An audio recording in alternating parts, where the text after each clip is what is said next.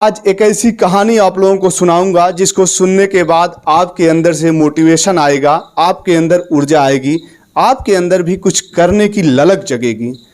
दोस्तों, कहानी एक ऐसे आईएएस अफसर की है जिसको 30 वर्ष की सज़ा होती है, लेकिन वह जेल में ही तैयारी करता है और उसके बाद बन जाता है आईएएस अफसर। कोर्ट भी विवश हो जाती है, सरकार भी विवश हो जाती है, उस व्यक्ति की सज़ा को माफ़ कर दिया जाता है। नमस्ते, आदाब, अभिवादन स्वीकार करिए सौरभ सोशलिस्ट का। स्वागत है आप सभी का प्रहरी न्यूज भारत में। दोस्तों, एक घटना को कवर करने में काफ़ी सोर्सेज जुटाने पड़ते हैं, काफ़ी तरीके से रिसर्च करना पड़ता है, तब जाकर के आप लोगों के बीच में सच्ची घटना को लेकर आता हूँ। एक ऐसी ही घटना है दिल्ली की, सन 2003 की बात है। एक छात्रा जिसका नाम सुनीता बताया जाता है, वह तैयारी करने के लिए दिल्ली में जाती है। आईएएस की तैयारी कर रही होती है, प्री उसका निकल जाता है, लेकिन मेंस में कुछ नंबर से वह छट जाती है। साइंस की स्टूडेंट रहती है, मेंस में उसका केमिस्ट्री सब्जेक्ट रहता है। जो टीचर उसको पढ़ा रहे होते हैं, जब वह मेंस में छटती है तो अपने टीचर से कहती है कि सर, हमें आप कुछ एक्स्ट्रा क्लास दे दीजिए, हमें आप कुछ एक्स्ट्रा पढ़ा दीजिएगा, जिससे हमारा कोर्स जो पीछे है वह भी कवर हो जाए और आगे जो मेंस की परीक्षा है उस पर मैं कुछ अच्छा कर सकूं। सर भी मान जाते हैं, जिसका नाम अमित राय रहता है। अमित सर उस सुनीता छात्रा को एक्स्ट्रा क्लास पढ़ाते हैं। धीरे धीरे कोर्स आगे बढ़ रहा था, तभी इन दोनों में नज़दीकियाँ बढ़ती जाती हैं। नज़दीकियाँ इतनी बढ़ती हैं, दोस्ती बढ़ती है। दोस्ती के बाद दोनों में प्यार होता है कि नहीं होता इसकी पुष्टि नहीं है, लेकिन दोनों में शारीरिक संबंध बनने लगते हैं। एक दिन की बात रहती है, दिनांक 14 अप्रैल 2023 को मध्य रात करीब 11 बजे सुनीता की तबीयत खराब होती है। उसका भाई उसके बाद भागता हुआ जाता है। तब वह पूछता है कि क्या हुआ, तो वह कहती है कि मैंने सल्फास की गोली खा ली है। वह कहता है कि आपने ऐसा क्यों किया। सुनीता कुछ बोलती बताती, इसके पहले यह लोग इसको हॉस्पिटल ले जाते हैं। सुनीता 2 दिन तक जिंदगी और मौत की जंग लड़ती रहती है।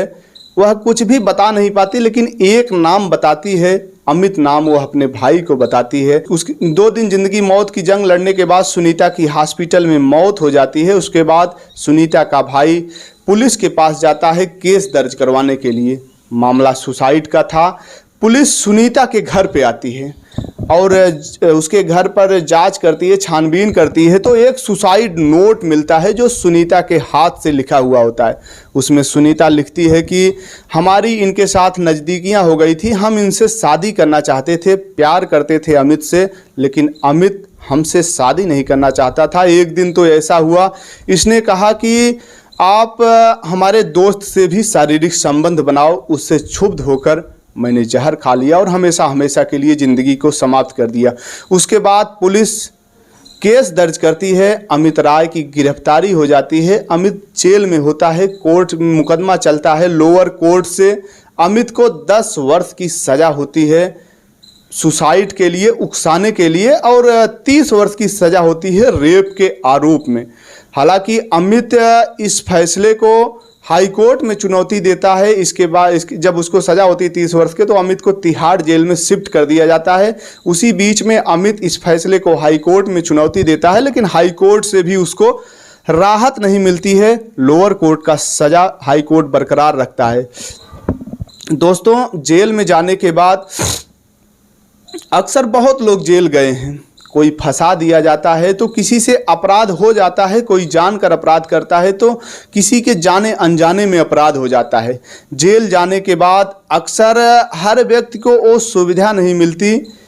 जिसके पास पैसा होता है, कहा जाता है उसके लिए जेल में भी सुख होता है, उसको कोई दिक्कत नहीं होती। जेल उसी लिए बनाई जाती है कि अगर कोई अपराधी है, कोई आरोपी है, तो उसको 4 दीवारी में कैद किया जाए, समाज से अलग रखा जाए।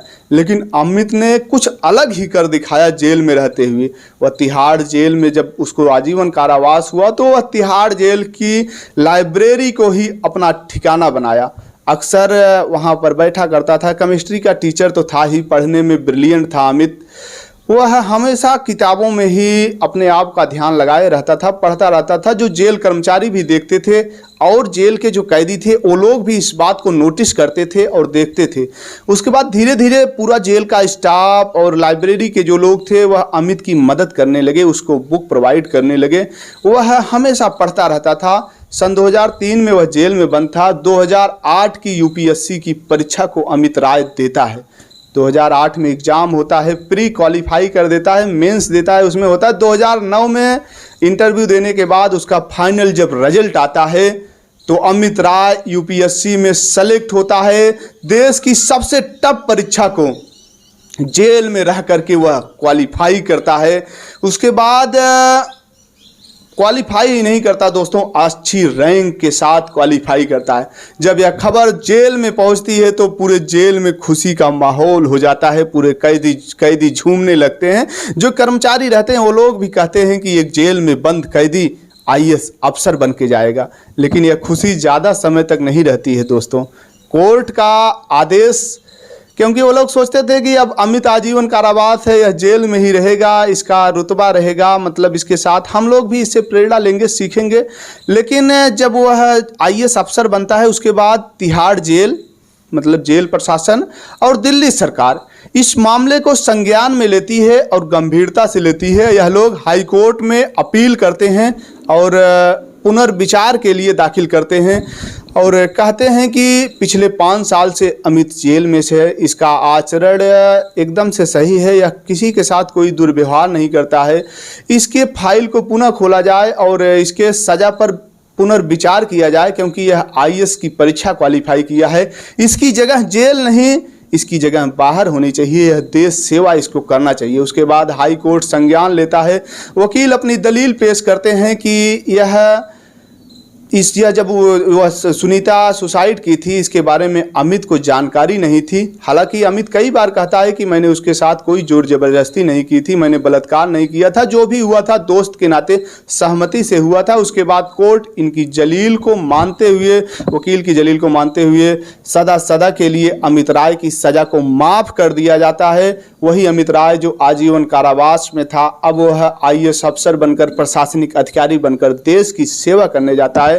दोस्तों, इस घटनाक्रम को सुनाने का उद्देश्य किसी की भावना को आहत करना नहीं, किसी को परेशान करना नहीं, बस आपको जागरूक करना था, आप तक मोटिवेशन डालना था कि अगर आप भी कभी कहीं फंसा दिए जाएं तो अपने आप को एकदम से समाप्त न मान लें, उम्मीद की आखिरी किरण को जिंदा रखें, मेहनत करते रहें, क्योंकि कब कौन कहां सफल हो जाए इसकी कोई गारंटी नहीं है। दोस्तों, अंत में बस यही कहूँगा, व्यस्त रहिए, मस्त रहिए, अपना ख्याल रखिए, कभी किसी का दिल मत दुखाइए, क्योंकि ज़िंदगी बहुत छोटी है दोस्तों। कब किसका बुलावा आ जाए और इस धरा को छोड़कर जाना पड़े, इस धरा पर सब धरा का धरा रह जाएगा। दीजिए इजाज़त, फिर मिलेंगे किसी नई कहानी के साथ नए वीडियो में। जय हिंद।